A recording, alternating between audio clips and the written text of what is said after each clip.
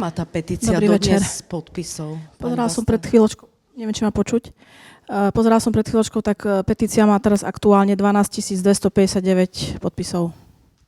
Pani Basta, vy ste upozorňovali na ten neúnosný stav v okolí rafinérie a Rovinka je jednou z obcí, ktorá je naozaj postihnutá tými Slovnatom už teraz.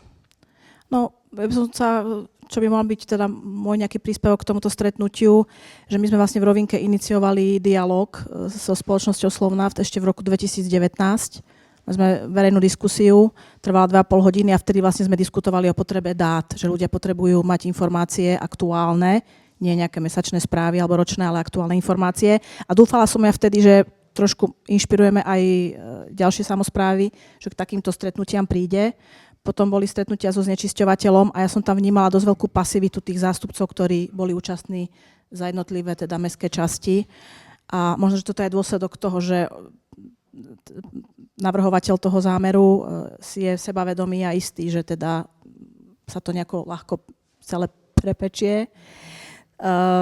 My sme Rovinka satelitná obec a my máme tiež určité predstavy o svojom vlastnom rozvoji a teraz koho záujem má byť nejak nadradený. Hej, o tom sa asi ťažko zhodneme, že kto má právo sa rozvíjať a kto nemá právo si nejak rozvíjať svoj biznis, takže teším sa tomuto stretnutiu, ďakujem a verím, že sa niekam posunieme a hlavne, že budeme teda spolu ako svätopulkové prúty, lebo chýba tu tá informovanosť.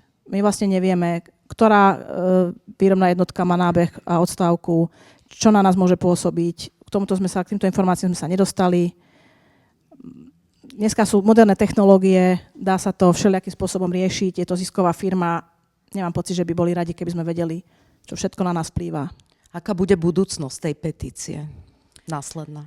Musíme sa dohodnúť, že teda ku ktorému dňu by sme ju ukončili a podali teda na príslušný odbor v rámci ministerstva.